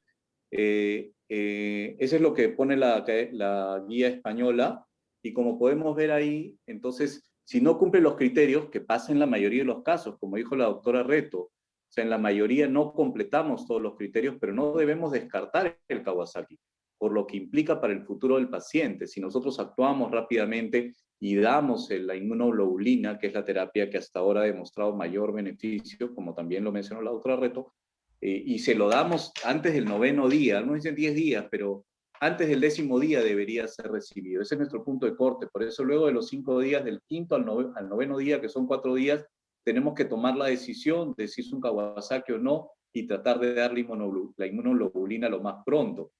Y a veces estamos esperando las descamaciones o todos los signos clínicos y no se presentan. Entonces, por eso es que precozmente nosotros podemos, mediante este algoritmo, poder definir si es un Kawasaki o no es un Kawasaki. Y ahí nosotros podemos ver, o sea, si es un incompleto, tiene 2 o 3 criterios, hacemos analítica. ¿Y qué analizamos? PCR y velocidad de sedimentación. Si la PCR y la velocidad están elevadas significativamente, entonces ahí buscamos otros criterios del laboratorio. Y como lo mencionó la doctora Reto también, si hay trombocitosis, nos acerca mucho a Kawasaki. La mayoría de los procesos infecciosos o febriles, sobre todo si son bacterianos, lo que nos producen es consumo de plaquetas, ¿no? Sin embargo, en el Kawasaki vemos trombocitosis. Eso es algo que debería fijar la mayoría del grupo de residentes, porque si nosotros vemos un paciente febril y que está haciendo trombocitosis, tenemos que prender la alerta y pensar que pudiese ser un Kawasaki, porque es una característica del Kawasaki y que otras patologías lo presentan raramente. Y si además tenemos anemia, si además tenemos albúmina baja, tenemos transaminasas elevadas, tenemos leucocituria. A veces tenemos leucocituria y dicen, es una infección urinaria, pero el Kawasaki también puede dar leucocituria, ¿no? Y si no tenemos nada de eso y tenemos un hallazgo ecocardiográfico patológico, también podemos catalogarlo como Kawasaki, si es que no tenemos ningún otro diagnóstico de infección.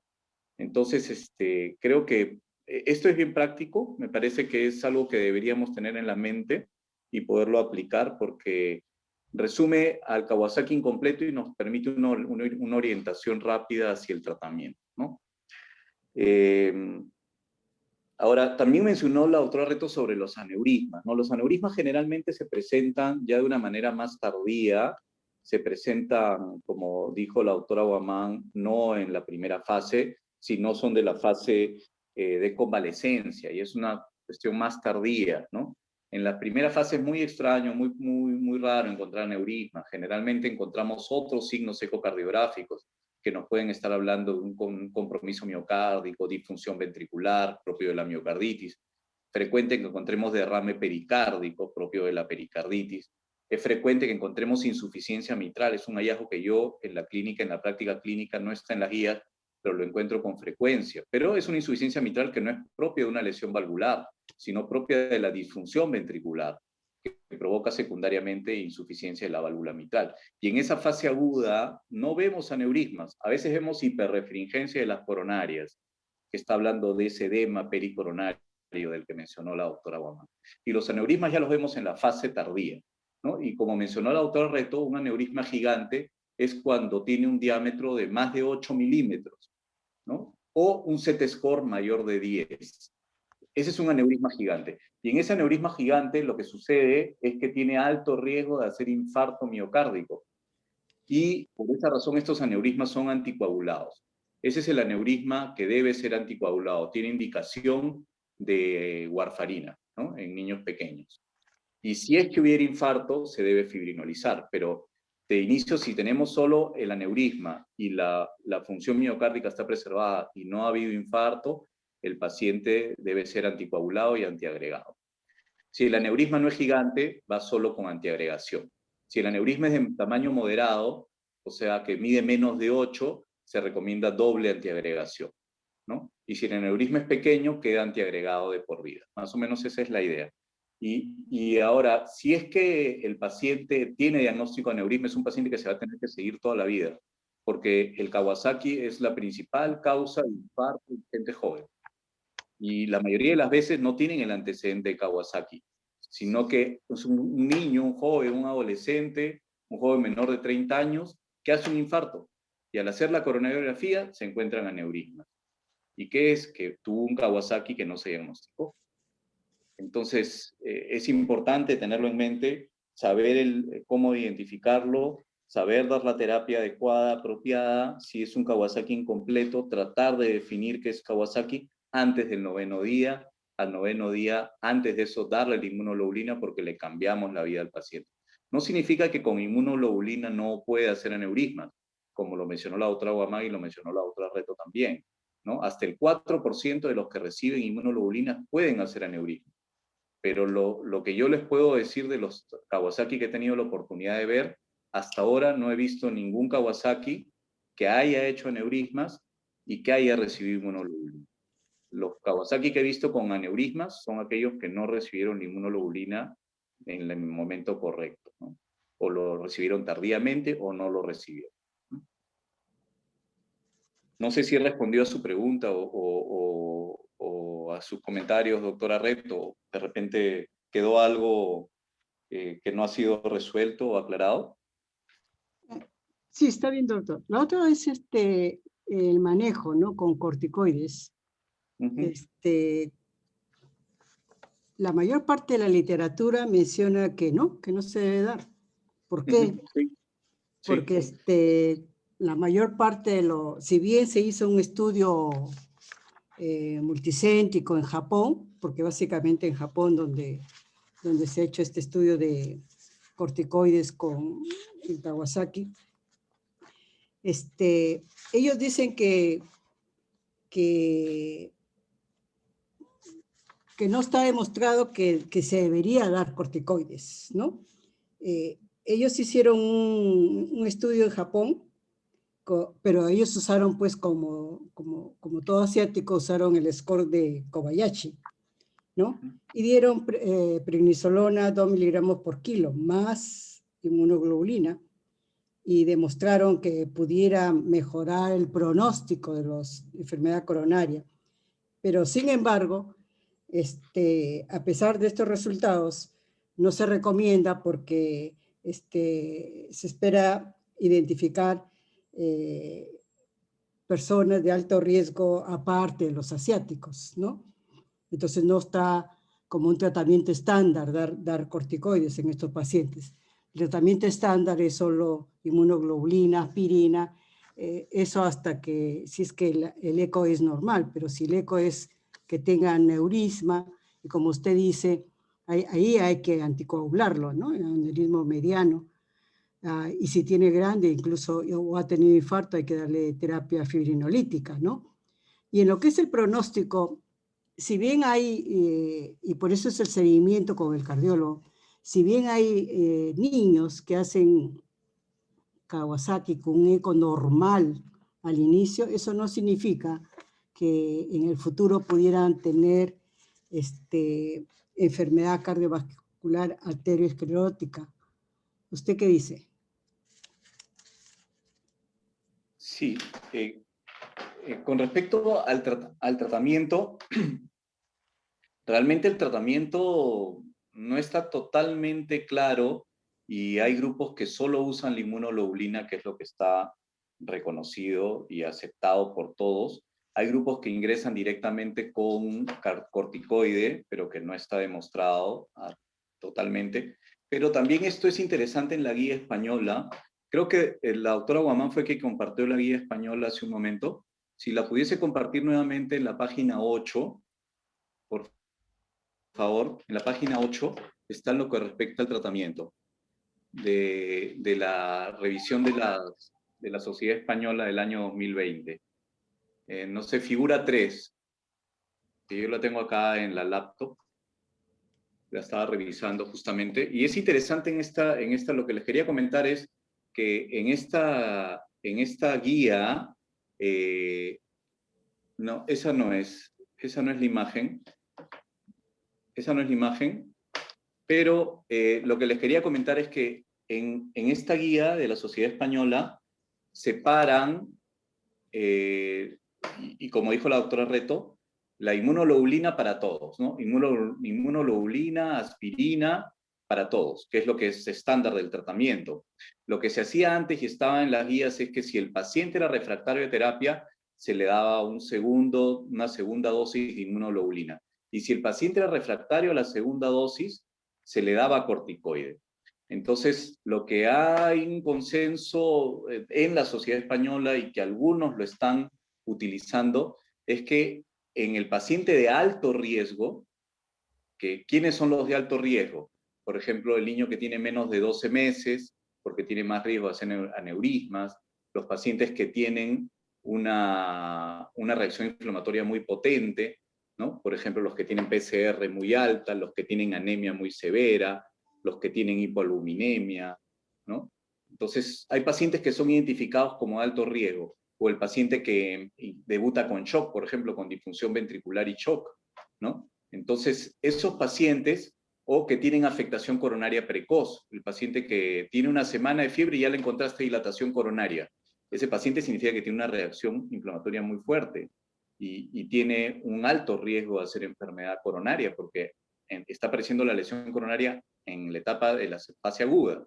Entonces, en ese grupo de pacientes, la Sociedad Española recomienda empezar con inmunoglobulina y además con corticoides.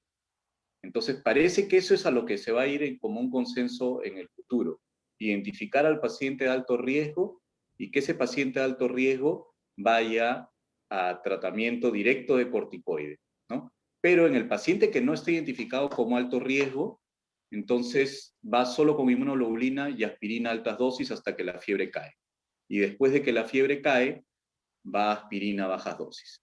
Si el paciente no vuelve a hacer fiebre, ahí está, perfecto, muchas gracias. Justamente de eso estaba conversando. Esa es la imagen que todos pueden ver y eso es lo que está en la guía española. Entonces, los que tenemos a la derecha son los criterios que ellos mencionan de alto riesgo. Minimízalo un poquito, por favor, y pon la imagen donde veamos la parte superior, donde están los factores de riesgo. No, en la parte superior, esa es la parte de tratamiento, superior derecha, sobre esa imagen, en la página.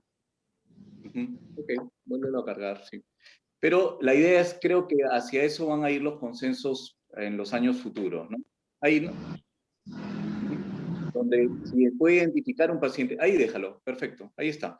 Los criterios de alto riesgo que considera la sociedad española son los que vemos a la derecha, y esos son los pacientes que irían directamente a corticoides, que es controvertido, como dijo la doctora Reto, es controvertido, pero eso es lo que estipula la sociedad española, ¿no? Y ya si es que hace refractariedad o si es que la fiebre persiste, entonces va a un segundo bolo de inmunoglobulina o una segunda carga de inmunoglobulina, y si ya recibió corticoide porque era de alto riesgo, entonces ese es el paciente que se queda recibiendo corticoide por 2 a 3 semanas, ¿no?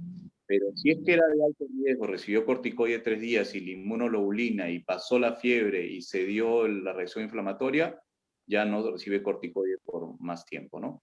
Más o menos eso es lo que sugiere la sociedad española, y me parece que es un punto medio muy interesante, ¿no? Ni tan agresivo con todos, pero agresivo con los que tienen más riesgo, ¿no? Y con respecto a lo que usted mencionaba sobre la terapia fibrinolítica, damos fibrinolisis si es que se produce un infarto agudo con un síndrome coronario agudo con ST elevado, o sea, quiere decir que el aneurisma se tapó, se trombosó y se tapó, y produjo un infarto. En esa fase aguda usamos fibrinolisis. Si tenemos un aneurisma sin evento agudo, anticoagulación, ¿no? Con aspirina también, antiagregación y anticoagulación. Pero si es que no tenemos un aneurisma gigante, entonces va solo antiagregado. Con respecto a que el paciente pueda hacer aneurismas tardíamente, sí, la sociedad también menciona que durante el primer año podría todavía desarrollarse el aneurisma, entonces por eso ese paciente tiene que estar en seguimiento todo el primer año. Y si es que al primer año no se desarrolló aneurisma, en teoría, posterior ya no se va a desarrollar. Pero el problema está en que nosotros por la eco vemos la parte proximal de las coronarias. Vemos solo el origen de la coronaria derecha y vemos solo el origen de la coronaria izquierda. Y puede ser que la coronaria izquierda proximal y coronaria derecha proximal estén bien y no tenga aneurisma. Y puede haber desarrollado un aneurisma distal. Entonces ahí es donde menciona la doctora Reto qué hacer, ¿no? Ahí no hay un consenso al respecto, pero yo pienso que es muy probable que en el futuro se determine que estos pacientes que hicieron un Kawasaki con una enfermedad, con una inflamación muy intensa y que no tienen enfermedad proximal de las coronarias, antes del alta al año se sugiere una imagen de coronarias, ¿no? Que sería una angiotomografía. Probablemente a eso se llegue más adelante, pero eso no lo dicen los consensos ni los expertos. Solo sugieren ecografía, y si es que en la ecografía no se ve coronarias dilatadas, al año en teoría el paciente estaría de alta y recibiría aspirina solo si hay enfermedad, aneurismas coronarios de por vida, ¿no? Y seguimiento de por vida. Si al año no hay enfermedad, en teoría el paciente saldría de alta de cardio. Eso es lo que dicen las guías, pero, como dijo la doctora Reto, existe posibilidad de aneurismas distales. Entonces, y eso el eco no lo ve. Entonces, eso es lo que todavía queda para discusión de expertos, y yo creo que más adelante tendremos más luces sobre eso. Si bien la guía española que usted dice da estos criterios, sin embargo, Nelson dice que la gran mayoría de los niños con Kawasaki que son diagnosticados precozmente y le dan la terapia estándar, muchos mejoran, ¿no? Tan eso sí que si uno le da tratamiento el estándar, disminuye la incidencia de enfermedad coronaria. Pero en el caso que hubiera resistencia a la inmunoglobulina, que eso se define porque la fiebre no desaparece, o si la fiebre desaparece, vuelve a reaparecer, ¿no? Entonces uno hablaría de resistencia. Entonces, ahí sí Nelson considera que el tratamiento administrado pudiera ser lo que usted dice, ¿no? O sea, inmunoglobulina segunda dosis de 2 gramos por kilo, prednisona, pero ellos también, Nelson también habla de anticuerpos monoclonales, ¿no? Que mencionó la doctora, el infliximab. Y eso sí se considera como en pacientes que son resistentes, que la fiebre no cae o que la fiebre cae y luego vuelve a aparecer en forma persistente. Entonces, esas serían las alternativas. Más alejado sería ya pues la ciclosporina y la ciclofosfamida y el sanguíneo transfusión, ¿no? Sí, doctora, totalmente de acuerdo. O sea, son diferentes guías y sobre Kawasaki hay diferentes enfoques de terapia, ¿no? Y lo real es que la mayoría de los niños, como dice usted, solo con inmunoglobulina mejoran. Pero me parece interesante identificar a quienes pudiesen ser de mayor riesgo y tal vez se beneficiarían de metilprednisolona, pero eso lo están discutiendo los expertos, ¿no? Si es que realmente esto va a quedar como una terapia estándar o no, eso no lo sabemos aún. Pero en mi experiencia, yo la mayoría de los Kawasaki que he visto con inmunoglobulina mejoran. Hemos usado segunda dosis de inmunoglobulina, sí. Hemos usado corticoide también, pero no de inicio. Hemos usado corticoide si es que la segunda dosis de inmunoglobulina falla. No he tenido la oportunidad de usar anticuerpos monoclonales, ¿no? Nunca lo he usado. Y gracias a Dios no he visto ningún Kawasaki que luego de una segunda dosis de inmunoglobulina corticoide persista febril, ¿no? Pero yo creo que es importante tenerlo en cuenta y tener en cuenta las opciones terapéuticas que tenemos para tratar de disminuir o cortar el proceso inflamatorio, que mientras antes lo cortemos, menos problemas pudiese traerle al paciente a largo plazo, ¿no?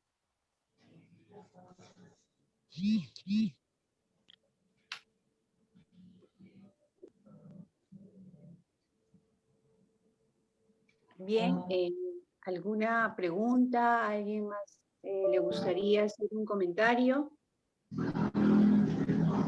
Buenas noches, doctora Torres. Soy el doctor Vergara. Doctor Vergara, buenas noches, qué gusto escucharlo. De igual Díganme. manera, saludo a todos los chicos de la doctora Red y al doctor que ha expuesto. Muchas gracias. Escuchaba y con grata y con mucha alegría que cada vez se está pensando más en Kawasaki. Antes era poco frecuente. Y una actitud temprana de usar inmunoglobulina creo que está dando muchos resultados. Sin embargo, hay algunas acciones adversas que puede producir la inmunoglobulina dependiendo de la infusión, de la velocidad de infusión y del antecedente que puede haber recibido antes inmunoglobulina a un paciente. Casi el 15% de niños que no se les da una infusión adecuada pueden presentar síntomas como fiebre, escalofríos, vómitos, náuseas. Y la recomendación, si es al 5%, recomiendan que se dé 0,5 mililitros kilo hora y si en los primeros 30 minutos. Igual si se usa el 10%, 0,25.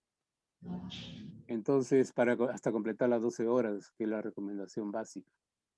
Y sería interesante ver si en los pocos o algunos casos de Kawasaki que se han presentado han habido este tipo de manifestaciones. Y no preguntarle al doctor si él ha tenido la referencia o le han comentado de algún caso de anafilaxia en esos chicos que les ponen por segunda vez inmunoglobulina y hacen una respuesta a una depresión de IgA. Eso sería mi comentario y la pregunta. Muchas gracias. Gracias, doctor. Buenas noches, doctor Vergara. No, gracias a Dios yo no he visto reacciones adversas severas, ¿no? Porque reacciones adversas leves sí las hemos visto. Las reacciones adversas severas, que pueden ir incluso a shock anafiláctico y insuficiencia renal aguda, que está escrito con inmunoglobulina, no las he visto. Gracias a Dios. Y tiene que ver, pienso yo, también con la velocidad de infusión, y es un paciente que tiene que estar monitorizado, ¿no? No se puede colocar inmunoglobulina en piso de hospitalización, no debería, ¿no? Debería pasar a un lugar donde se pueda monitorizar, hacer monitoreo de funciones vitales y estar atento a cualquier reacción adversa que pudiese presentarse grave, como menciona el doctor Vergara. Gracias a Dios no la he visto, gracias a Dios la mayoría de los pacientes que la han recibido han evolucionado bien y son pocos los que han requerido una segunda dosis de inmunoglobulina y mucho menos los que han requerido corticoides, ¿no? La mayoría de los pacientes que el reto con la primera dosis de inmunoglobulina a las 24 horas es un cambio radical del paciente, ¿no? Un paciente que casi siempre está irritable, intranquilo, lloroso, quejumbroso, al día siguiente es un niño feliz, ¿no? Es impresionante la respuesta a la inmunoglobulina y uno ve que el niño mejora rápidamente con la inmunoglobulina. Pero hay que estar atentos a las reacciones adversas. Sí, estoy totalmente de acuerdo que no hay que soslayar las reacciones adversas que se pueden presentar y tenemos que estar atentos a ello y por eso tiene que ser en un lugar monitorizado. Las reacciones leves sí son frecuentes, pero la verdad que no preocupan, son reacciones mínimas, ¿no? Que algunos niños tienen cefalea, algunos hacen fiebre, ¿no? Es lo que he visto, ¿no? Dolores musculares, cosas así, pero reacciones severas, gracias a Dios, no he visto.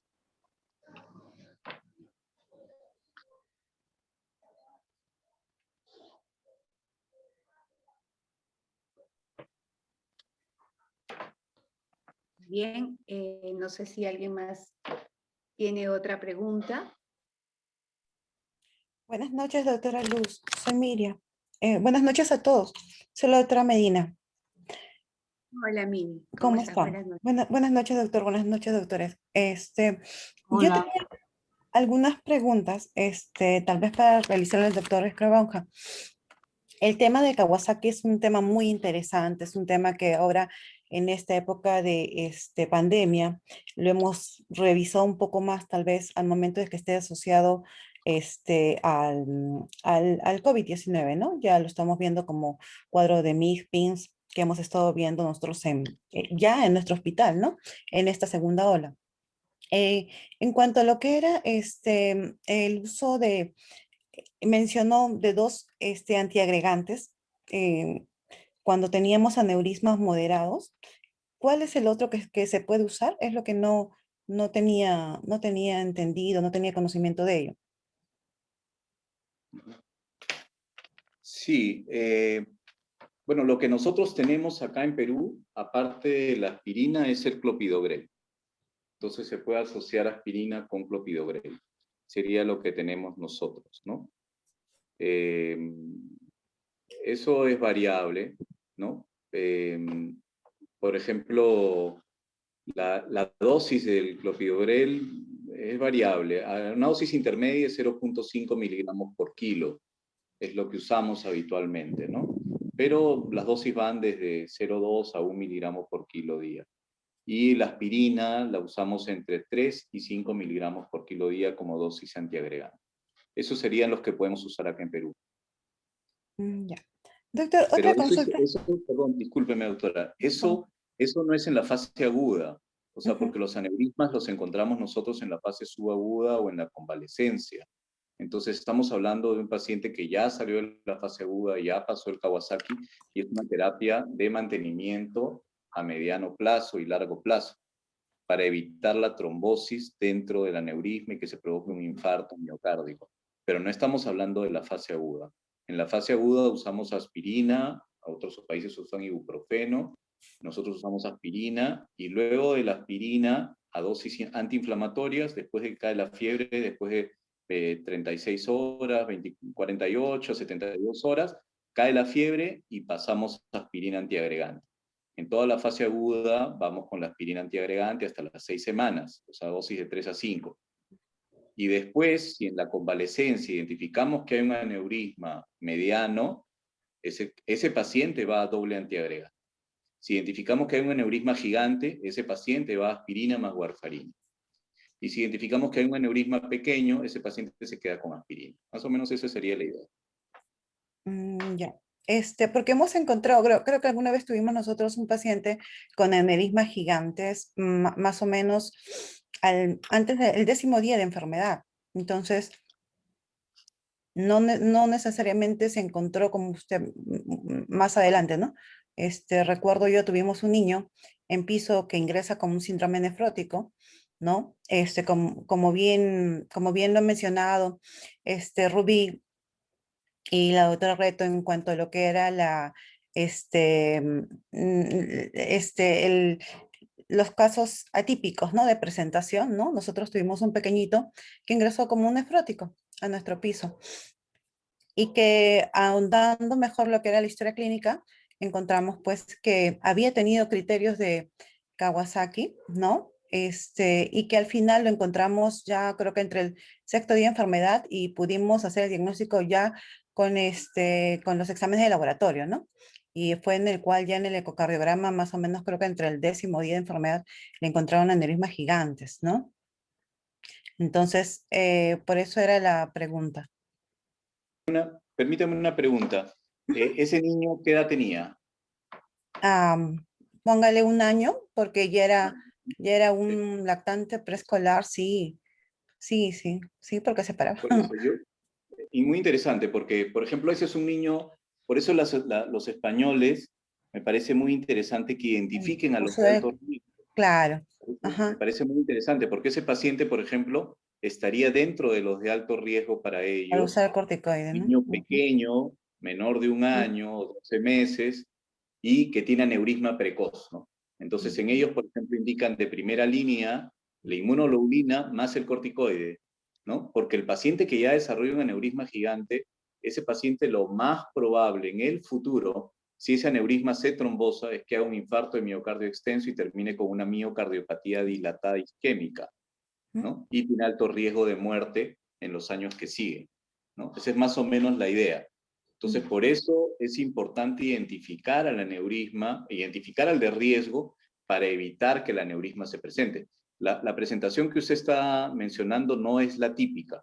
Generalmente el aneurisma lo encontramos tardíamente. Si un niño hace aneurisma precozmente, ese niño pasa a ser el grupo de alto riesgo. Y entonces, esos son los que la Sociedad Española identifica que deberían recibir corticoide de inicio, ¿no? Es muy interesante lo que usted comenta, es un caso interesante. Yo, por ejemplo, nunca he visto un aneurisma gigante precoz en la fase aguda. He visto aneurismas gigantes, ¿sí? En la convalecencia o en la fase subaguda, ¿no? Y en el control posterior, claro, o en el seguimiento, ¿no? Pero no en la fase aguda. Entonces, es una presentación atípica, ¿no? Pero ya esto lo hace que ingrese en una situación de riesgo alto, ¿no? Doctor, otra consulta, y el uso de la aspirina, ¿tenemos algún tipo de limitación cuando en función al nivel de plaquetas? Yo sé que, como usted dice, ¿no? La trombocitosis es característico después de los 7 días, pero también podemos tener niños que tengan trombocitopenia, ¿no? Entonces, ¿hay algún tipo de límite en el cual yo pueda dejar de indicar la aspirina y usar otro tipo de antiinflamatorio en el momento que estoy encontrando criterios clínicos de Kawasaki? Yo le daría mi opinión, ¿no? Porque la verdad no tengo la respuesta clara si hay un número de plaquetas que contraindicaría el uso de aspirina. Nosotros en la práctica clínica no damos antiagregantes si el número de plaquetas es menos de 80.000. Saliendo del tema Kawasaki, ¿no? Saliendo del tema Kawasaki. Pero los pacientes con Kawasaki casi siempre tienen trombocitosis y si no la tienen al inicio la desarrollan posteriormente. Más bien encontrar trombocitopenia es un factor de riesgo para Kawasaki. Si usted ya dijo, este es un Kawasaki y el Kawasaki está con plaquetas bajas, ese es un paciente que tiene más riesgo. Y entonces yo pienso que ese paciente, si no hay evidencia de sangrado, no hay síndrome petequial y la plaquetopenia no es severa, yo creo que no habría contraindicación para usar la aspirina dosis antiagregante. Porque ese paciente probablemente cuando pase la fase aguda se va a ir a la trombocitosis. Y por eso es que se mantiene la aspirina en estos pacientes. No se mantiene tanto por la lesión coronaria, sino porque estos pacientes hacen trombocitosis y lo hacen después de la segunda semana. Y yo he tenido pacientes que tienen 2 millones de plaquetas, o sea, una trombocitosis tremenda, ¿no? Entonces ese paciente tiene que estar antiagregado. Se piensa mucho que es por el tema de la coronaria, pero más que por la coronaria, ese paciente va antiagregado 6 semanas hasta que las plaquetas bajen y se normalicen. Más o menos esa es la idea. Ok, doctor, muchas gracias. No tiene por qué, con gusto. Bien, no sé si alguien más tuviera alguna pregunta, algún comentario adicional. Doctora, solamente para tal vez adicionar a lo que mencionaba el doctor Vergara en cuanto a lo que era la infusión de la inmunoglobulina, si bien es cierto, se dice que debemos iniciar con más o menos entre 0,3 a 0,5 cc por kilo por hora, pero eso lo podemos ir progresando en función a que veamos nosotros que no tengamos ningún tipo de signología de algún tipo de reacción, ¿no? Que pueda hacer el paciente, ¿no? Esto lo vas aumentando cada 30 minutos y según lo que te dicen hasta 4 mililitros por kilo por hora lo puedes llegar. Por eso que te dicen que lo puedes pasar la infusión entre 10 a 12 horas, ¿no? De preferencia, como decían, en una sola dosis, ¿no? Dependiendo de la situación de base del paciente, ¿no? Si es un paciente cardíaco que tiene compromiso cardíaco establecido tipo shock, pues eso sí lo prolongan un poco más, ¿no? O sea, en más tiempo, tal vez en más días, ¿no? Todo va a ser en función del estado clínico del paciente. Pero sí se empieza tal vez con baja dosis para poder ver si es que hay algún tipo de reacción, pero luego lo titulas y lo vas subiendo, ¿no? Entonces, y también en algunos pacientes, o sí, en muchos de estos pacientes lo que se hace es la premedicación, ¿no? Entonces se coloca, se les da algún tipo de premedicación para tratar de evitar este tipo tal vez de cuadro que pueda realizar. Nada más. Sí, efectivamente, como tú bien mencionas, felizmente en los pacientes que se ha trabajado y creo que hemos venido aprendiendo en este tiempo con la posibilidad también que hemos podido dar inmunoglobulina, la facilidad que se ha tenido en los últimos años, creo que hemos aprendido también en la práctica en la administración, ¿no? Y hemos visto que la administración progresiva ha sido adecuada, no hemos tenido eventos adversos y ya tenemos, creo, 4 pacientes en este año que se ha administrado y felizmente no hemos tenido eventos adversos porque se ha ejecutado tal cual pues tú lo has mencionado, ¿no? Bien, yo creo que, bueno, Rubí, has hecho una muy buena exposición, la verdad que te felicito, y los aportes, doctora Reto, doctora Vergara, doctora Medina, les agradezco mucho, y también al doctor Escamoja que nos ha podido acompañar y nos ha podido dar pues su apreciación de esta patología que es tan importante para nosotros y que felizmente en el último tiempo hemos podido contar con el apoyo de cardiología pediátrica que nos ha apoyado bastante, la verdad, y se han hecho, prácticamente hemos tenido los estudios completos en los pacientes. Pero el comentario del doctor que ha mencionado, la verdad es que es muy interesante para nosotros como pediatras poder saber a qué niños tenemos que continuar con el control cardiológico y con todas estas complicaciones y el pronóstico de acuerdo a la gravedad del paciente. Es importante saberlo nosotros como pediatras para poder indicar y hacer que estos niños sigan y continúen su tratamiento, ¿no? Y sus controles por las lesiones que puedan tener posteriormente. Bien, les agradezco a todos por participar en esta actividad y ya estaremos conversando en una siguiente actividad. Gracias, doctor Escravonja. Gracias, buenas noches con todos. Gracias. Muchas gracias a todos. Buenas noches. Muchas gracias, buenas noches con todos. Gracias.